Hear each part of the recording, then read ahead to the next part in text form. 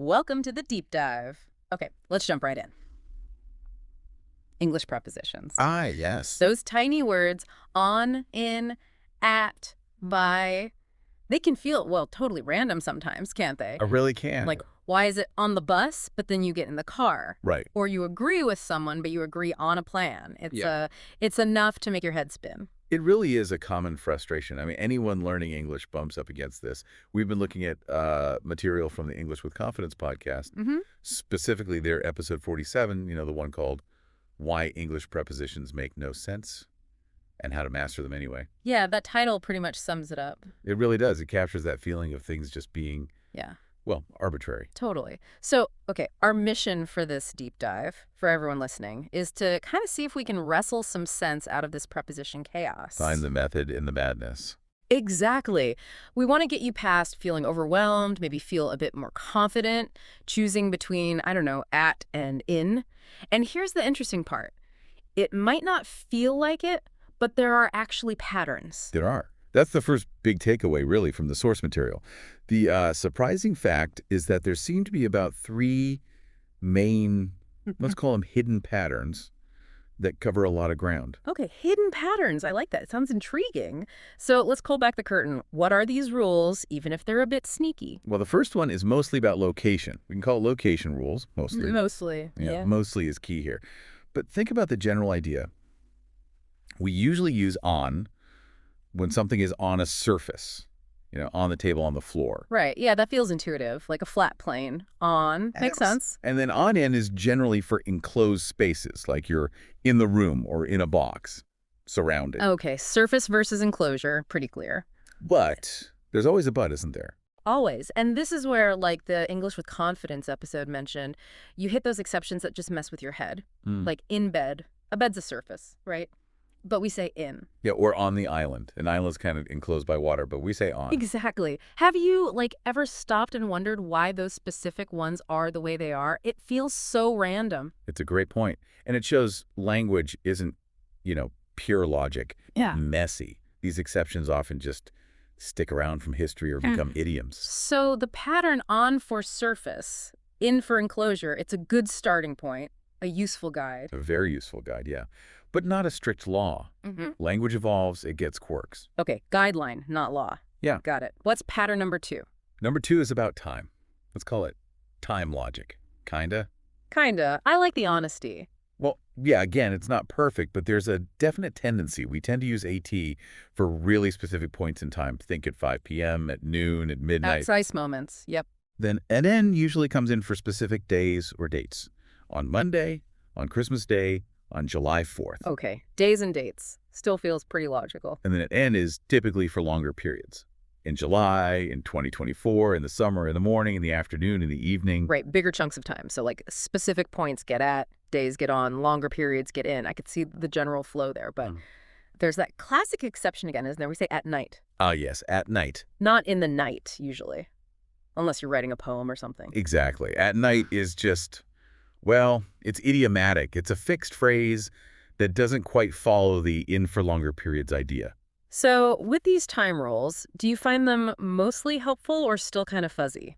I think the framework, at for specific time, on P's, in for longer periods, is definitely helpful as a starting point. But you just have to accept these little ingrained exceptions like at night.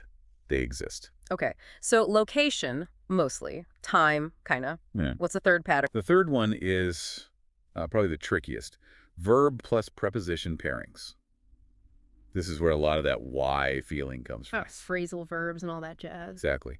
Often you just have to memorize which preposition goes with which verb. There isn't always a clear why. Give us some examples. Sure. Like you depend on someone. You don't depend of or depend at. Yeah. You laugh at a joke. You believe I in an idea. Right. They just sound right together because we always hear them that way. Precisely. They're established pairs. And the source material mentioned how history, the mix of languages like Old Norse from the Vikings, French, Latin, all contributes to this. It's not a system designed from scratch. A linguistic patchwork, like you said. Makes sense. Oh, and wasn't there that listener story, someone saying, I'm waiting you? Yes. Instead of waiting for you, that's a perfect example. Why for? It's just how that verb works in English. You wait for someone or something. There's no deep logical reason. It's just the convention. It's the convention. Hmm. These pairs solidified over centuries. Okay, so those are the three big areas. Location rules with exceptions, time logic with exceptions, and these verb pairings you often just need to learn. Honestly, just grouping them like that helps a bit. It feels less like total chaos. It does provide some structure, yeah. Now, let's dig into some of those specific ones that always seem to cause trouble. The source highlighted a few common culprits. Okay, let's tackle them. First up, a real classic. In time versus on time. Oh, yeah. These two. Guilty as charged for mixing them up. What's the key difference? Okay, so on time means punctual. Exactly at the scheduled time. The train arrived on time. Got it. Punctual, like hitting the schedule exactly. Right. Whereas in time means before a deadline or with enough time to spare for something else to happen. So we got to the airport in time to catch our flight, meaning with enough time before it departed. Okay, so on time, punctual, in time, early enough. That's the core difference. Does that help make it clearer? Yes, definitely. That's a really clear distinction. Okay, what about arrive AT versus arrive IN? This one feels, I don't know, particularly finicky. It can feel that way, but there's a general guideline here too, usually related to the size or type of place. Okay. We tend to use arrive AT for specific points or smaller places, like arrive at the station, arrive at the office, arrive at the party. Smaller, more defined locations. Got it. And we usually use arrive in for larger areas, cities, countries, regions.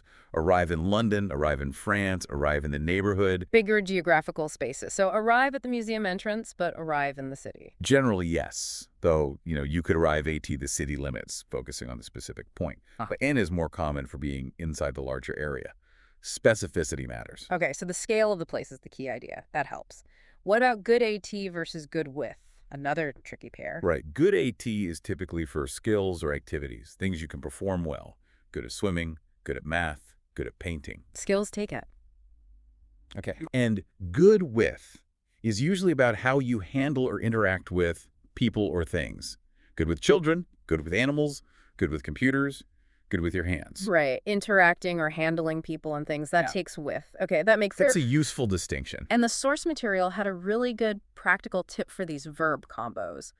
Learn them as chunks, right? So- Not as separate words. Absolutely crucial. Don't try to analyze why it's think about something you're considering versus think of something that pops into your head. Just learn think about and think of as units. Like vocabulary. Exactly. Or dream of F, for aspirations maybe, versus dream about what you dreamt last night. Learn the whole phrase. It's just much more efficient. That makes total sense. Treat them like compound words almost. Okay, so what about when prepositions just disappear? Sometimes you don't need one at all. Why is that? Well, one common reason is phrasal verbs. Sometimes the little particle, the up or out or on, includes the preposition's meaning, How so? like hang out. It means spend time relaxedly with someone, but you don't need to say hang out with. The out kind of implies the social aspect. But contrast that with hang up on someone. Oh, right. The on is totally necessary and changes the meaning, completely ending a call abruptly. Exactly. So sometimes the phrasal verb itself swallows the preposition's job. Okay. And other times? Other times, some verbs are just, well, they're transitive. They take an object directly without needing a preposition to connect them. Like basic grammar rules. Yeah, like I called you, you don't need called to you. Or she answered the question, not answered to the question. The verb itself connects directly to the object. Okay, so some verbs just don't need that little bridge word. And the source also mentioned regional differences, like UK versus US English. Oh, definitely. That adds another layer. The classic example is at the weekend in the UK. Versus on the weekend in the US. Right, I've noticed that. Or in hospital. In British English, where Americans would usually say in the hospital. Huh. Little differences, but they can trip you up if you're not aware. It can. It just shows that even for native speakers, usage isn't 100% uniform everywhere. Did the source offer any, listener hacks for dealing with all this? Yeah, there was a nice one. A listener suggested writing tricky verb preposition pairs like listen to, apologize for are, agree with on sticky notes. Oh, I like that. Yeah, and put them where you'll see them often, like on your monitor or fridge. Just that constant visual reminder helps cement them. Simple but effective. Okay, so we've got patterns, tricky pairs, disappearing acts. How can listeners actually practice this stuff without going crazy? Well, one fun way mentioned was turning listening into a game when you're listening to songs or podcasts. Like this one. Exactly. Try to predict or just notice the prepositions. Play fill in the blank in your head. Makes it more active. Yeah, less like homework. What else? Mimicking native speakers is another big one. Right. Watch a movie scene, pause it, and try to repeat a line exactly as the actor said it, paying attention to the little words, the prepositions. Get the sound and rhythm right. Yep. It helps internalize the natural flow and use mnemonics, even simple ones. Like the one you mentioned earlier. Right, like the basic on a surface, in a container. Even knowing it's not perfect, it gives you something to hold on to as a starting point. And there's that slightly cheeky pro tip, too. Oh yeah. If you're really stuck, try saying the sentence fast. Apparently, native speakers often kind of glide over prepositions, stressing the main words. So saying it quickly might help you feel which one sounds more natural. That's the idea. It taps into that intuitive feel for the language rhythm. Interesting. Okay, so we've armed everyone with some background and practice ideas. Now, it's challenge time. Yes, the listener challenge, preposition detective from the source material. We've got 3 little tasks for you this week. All right, lay 'em on us. First, just try to consciously spot a preposition being used naturally in a conversation you overhear or participate in.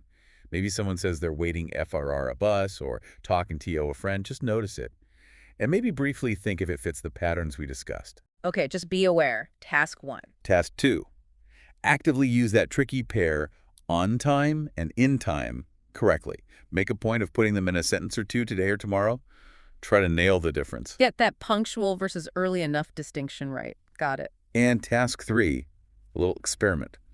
Try dropping a preposition where maybe grammar says you need one, but in casual speech it might slide. Like instead of I'll send the report to you, maybe just try I'll send you the report. See if anyone notices or cares. Ooh, breaking the rules slightly. I like it. It just highlights how flexible language can sometimes be, especially in informal contexts. And the source had that great listener aha moment example. Finally got why it's agree on a plan, but agree with a person. Exactly.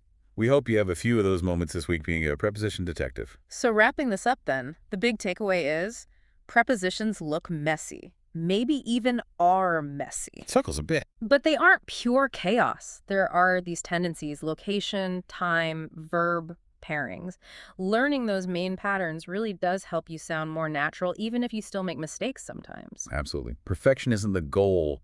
It's about improving that natural feel. And a practical little nugget for you. Next time you hear someone say, I don't know, it depends on the situation. Yeah. You can maybe just internally give a little nod and think, actually, it depends on the situation. Nice. Yeah. Empowering the listener. Exactly. And finally, just to get you thinking ahead, our next deep dive, we're going to tackle why English seems to love irregular verbs. Oh boy. Go, went, gone. Right. Where's the logic there? It seems this kind of delightful nonsense in English goes way beyond prepositions, so maybe ponder that linguistic weirdness until next time.